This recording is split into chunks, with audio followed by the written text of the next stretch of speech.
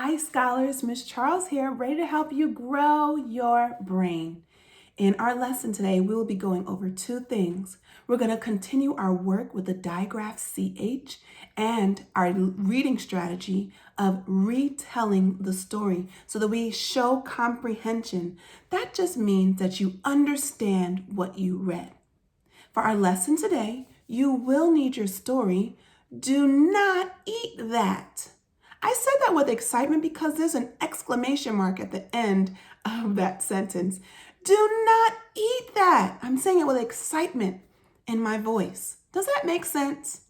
If you don't have this book, now is a good time to pause the video and go grab it. Okay, great. Let's jump right in now that we have everything we need. In our last video, we learned the digraph CH. What sound does CH make? Yes, what sound does it make? Great job. CH says ch. CH says ch. CH says ch. What sound does CH make? Great job. Just like in the word cheese. Let's read some words that have CH in them. Let's first review the words that we read in our last video. We read chop, champ,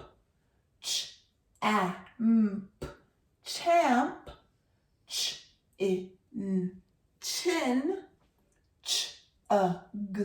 chug. Now we have 4 more words to read.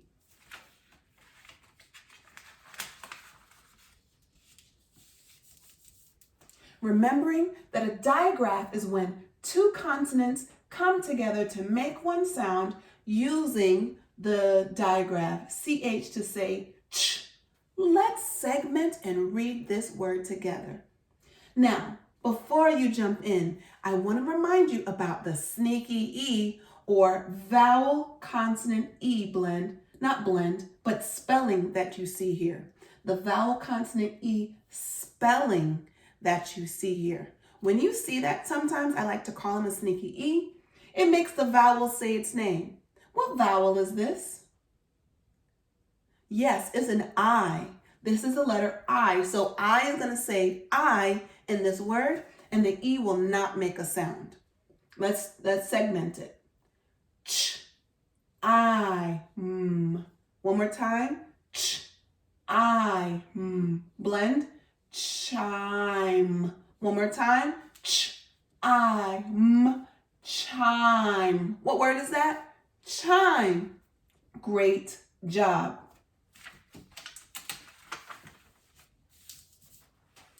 Here we go. Chat. One more time. Chat.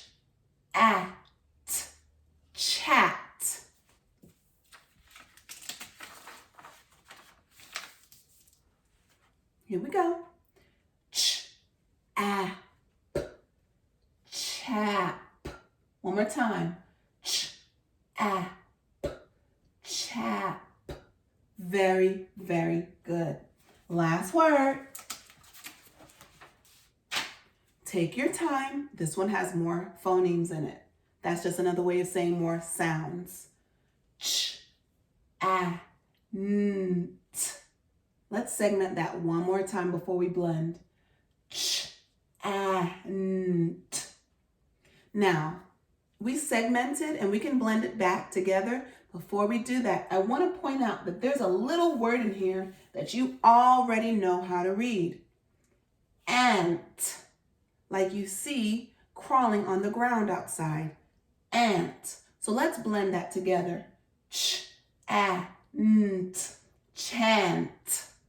Or if we did phonemic rhyme, and I said ch, ant, you would say, yes, ch, and chant.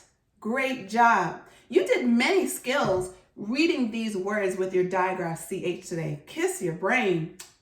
Kiss your brain, throw it up, and let the love rain. Right on down on you. You did a really good job today. Now, as we move on, we're going to review retelling our book. In our last video, in the story, Do Not Eat That, you were able to read the story about Zot and his friend Abby. What is something that stood out to you? What's your favorite part?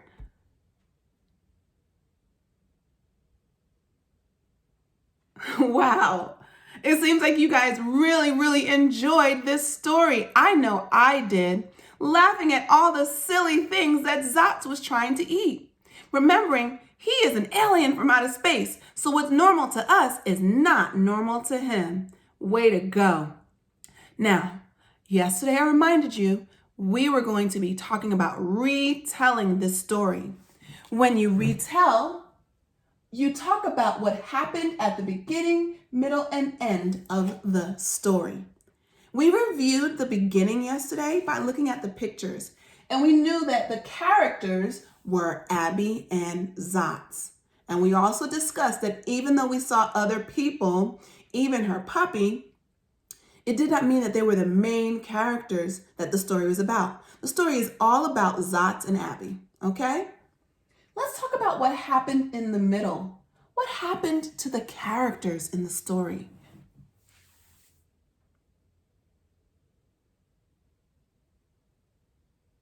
Yeah, those are some really good answers. In the middle of the story, we saw Zot trying to eat lots of weird things. Can you name 3 things? As you name your 3 things, I need you to tell me the page that you found that answer on. That's called using text evidence. You use the text to prove what you are saying. I'll give you an example. On page 6, I see Zot trying to eat trash. So I want you to be able to take a moment, find 3 things, use text evidence to tell me the page that you found them on. 3 things that Zot was trying to eat.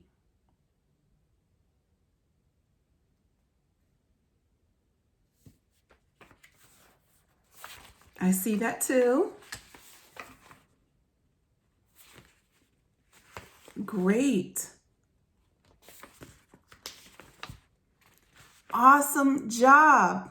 Many of you listed that he was trying to eat puppies, trash, hats, a tree, bikes, so many strange things. What about on page 11? What did Zot try to eat on page 11? Yes, he tried to eat Abby, his friend, on page 11. That is still the middle of the book, towards the end. So those things are happening into the characters, right? Zot is so hungry, he's looking at his friend because everything else he's tried to eat, she said, no, do not eat that. What happened at the end? What happened at the end? How are the characters different than they were at the beginning of the story? Look on page 12 to use text evidence to find the answer to that question. Yes, on the last page of the book, page 12, Abby and Zot are eating pizza. So how are they different at the end than they were at the beginning? How are they different here? How do you think they're different? Yeah, they're different at the end than they were in the beginning because in the beginning of the story, Zot was super hungry. At the end, he wasn't as hungry anymore because he was eating the pizza. So that's how he changed. First, he was really hungry, and at the end, or last, he was not hungry because he was able to eat the right things.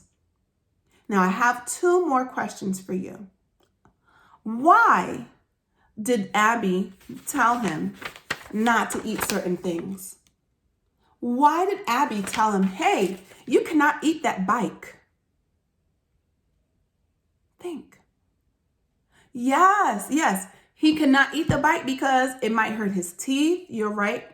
It might hurt his stomach. It might make him really sick. You're correct. Good answer. I want you to open up to page 11 one more time with me.